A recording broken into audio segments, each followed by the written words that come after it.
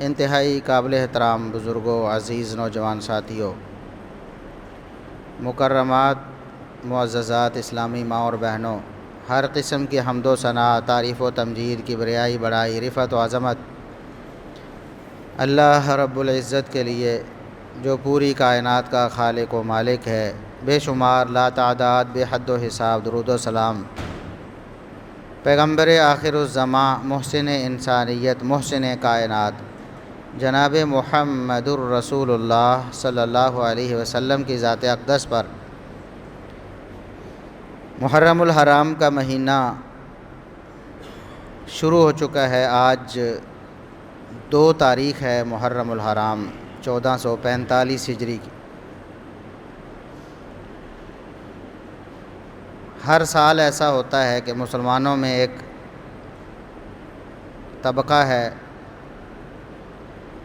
جو اپنے آپ کو مسلمان کہتا ہے، اور اس مہینے میں اہل بیت کا بہت نام لیتا ہے۔ اہل بیت کا نام لے کر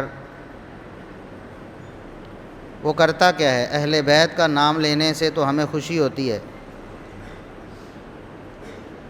کیونکہ اہل بیت قرآن کریم کی زبانی اس کائنات میں پاکیزہ ترین لوگ ہیں۔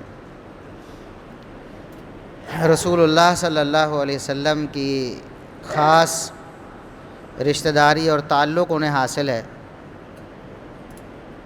ایک مسلمان جب ان کا تذکرہ سنتا ہے، جب ان کا نام سنتا ہے تو وہ تو خوش ہوتا ہے، لیکن افسوس کی بات یہ ہے کہ اس مہینے میں بعض لوگ اہل بیت کا نام لے کر اہل بیت کو ہی گالیاں دیتے۔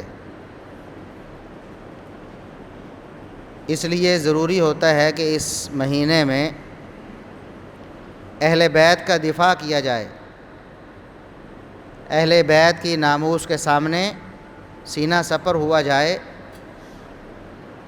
اور لوگوں کو بتایا جائے کہ اہل بیت کے ماننے والے ہم ہیں اور اہل بیت کا ہم تحفظ کرتے ہیں، ان کا دفاع کرتے ہیں۔ اور ایک غلط تصور جو لوگوں کے ہاں رائج کر دیا گیا ہے نبی کریم صلی اللہ علیہ وسلم کے اہل بیت کے بارے میں، اس کا ہم ازالہ کرتے ہیں۔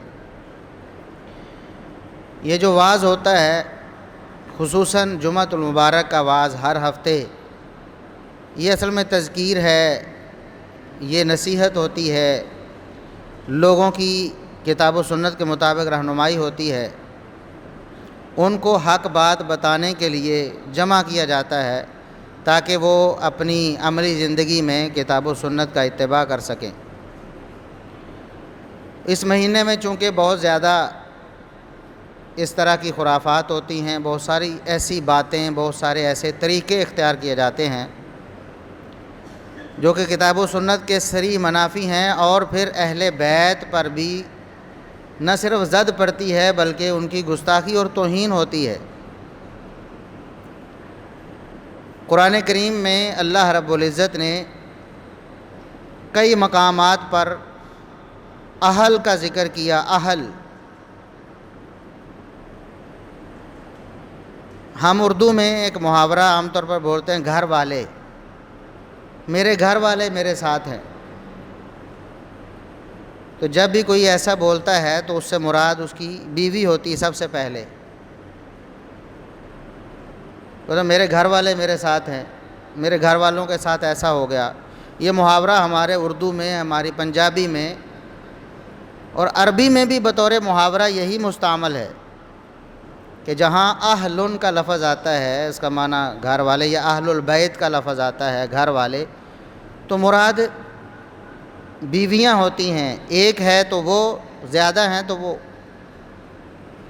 قرآن کریم کا اگر مطالعہ کریں، اگر آپ انصاف کی نظر سے شروع سے لے کر آخر تک پڑھیں، اہل البیت تو ایک بڑا جامع لفظ ہے نا، جہاں صرف اہل کا لفظ بھی آیا ہے، جس کا سمپل معنی والا یا والی ہوتا ہے، جیسے اہل المال، مال والا، اہل الصلاح، خیر والا، اہل الخیر کا لفظ بھی استعمال ہوتا ہے۔ صرف لفظ اہل بھی آیا ہے تو وہاں بھی بیوی مراد ہے۔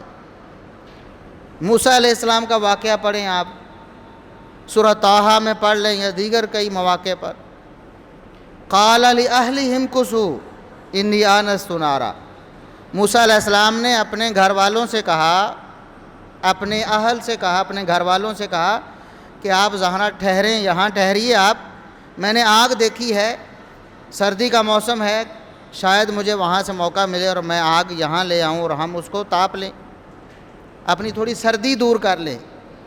تو قال لأہلہ، اپنے گھر والوں سے موسیٰ علیہ السلام نے کہا، اور دنیا میں کوئی ایسا عقل مند بھی نہیں، مسلمان ہونے کی شرط ہی نہیں ہے، قرآن کریم کو پڑھنے والا چاہے کافر ہو، مستشرق ہو، یہودی ہو، عیسائی ہو، سکھ ہو، ہندو ہو، مسلمان ہونے کی شرط نہیں ہے۔ اگر وہ پڑھے گا قرآن کریم کو، وہ یہی کہے گا کہ یہاں مراد بیوی ہے، کیونکہ اسی کا تذکرہ ہے۔